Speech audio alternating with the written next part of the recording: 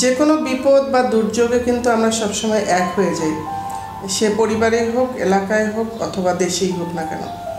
মানে এক হয়ে একসাথে থেকে আমরা সেই দুর্যোগটা মোকাবেলা করি কিংবা বিপদ থেকে পরিত্রাণ পাওয়ার চেষ্টা করি।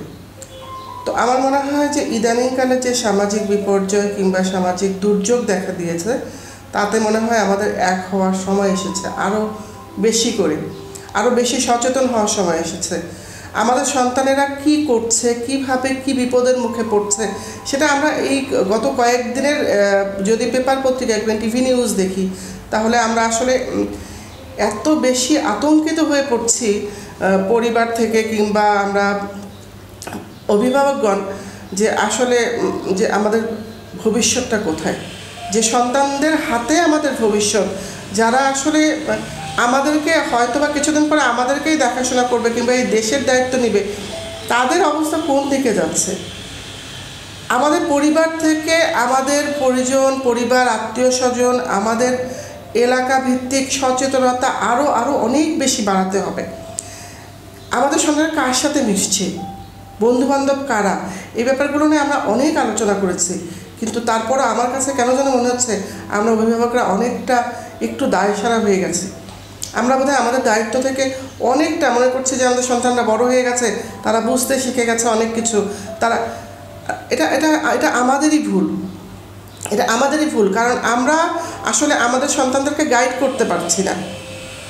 অবশ্যই সন্তানদের স্বাধীনতাকে আমি বলবো না যে স্বাধীনতাকে কমিয়ে দেয়া কিংবা তাদের সাথে স্বাধীনতাকে পিছনে টেনে নিয়ে আসা, এইগুলো না, কিন্তু তারা কোথায় মিশছে, কার সাথে মিশছে। যদি তাদের সার্কেলে এরকম কেউ থেকে থাকে যে হয়তো বিপদগামী কিংবা একটু যাদের মধ্যে হয়তো বা ঝামেলা আছে, আমরা কেন তাদের পরিবারের সাথে কথা বলছি না, আমরা কেন তাদেরকে কাউন্সেলিং করছি না। সব কিছু যে কঠিনভাবে খুব শাসন করে সব কিছু ঠিক করা যাবে তা কিন্তু নয়। আমরা কিন্তু কাউন্সেলিংয়ের মাধ্যমে অনেক কিছু করতে পারি। হয়তো ওই পরিবারটা জানেই না তার সন্তানটা কী করে বেড়াচ্ছে।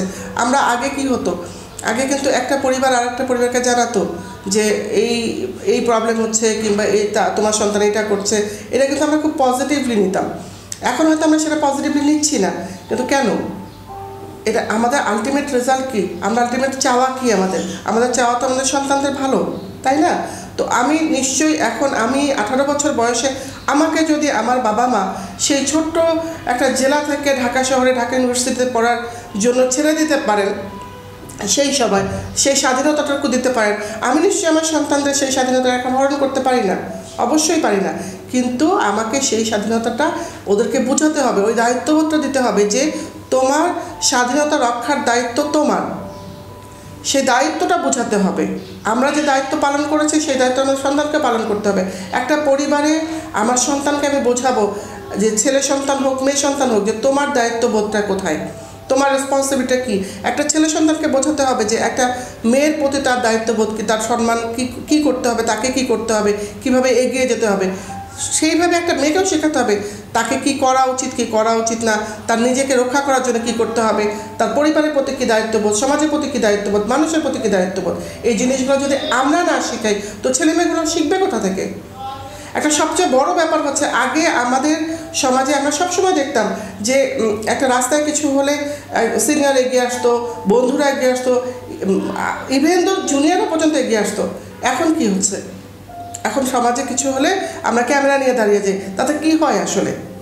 তাতে কি হয়? হ্যাঁ, ক্যামেরা নিয়ে দায়িত্ব, আমাদের ওই দায়িত্ববোধটাও আছে যে আমরা এটা হয়তো বা ধারণ করে রাখছি কোনো একটা প্রমাণের জন্য কিংবা হয়তো বা আমরা অন্যদেরকে জানানোর জন্য, সেটা ঠিক আছে। কিন্তু সবাই মিলে কেন আমরা এগিয়ে যাচ্ছি না, কেন আমরা রুখে দাঁড়াচ্ছি না, কেন আমরা প্রতিবাদ করছি না? আমাদের সবাইকে আরও অনেক অনেক বেশি সচেতন হতে হবে। কারণ এই সন্তানদের বাঁচাতে গেলে আমাদের কিন্তু এখন আর দায়সারা হলে চলবে না। বিশেষ করে পরিবারকে আরও বেশি সচেতন হন, নিজের সন্তানদের বাঁচান।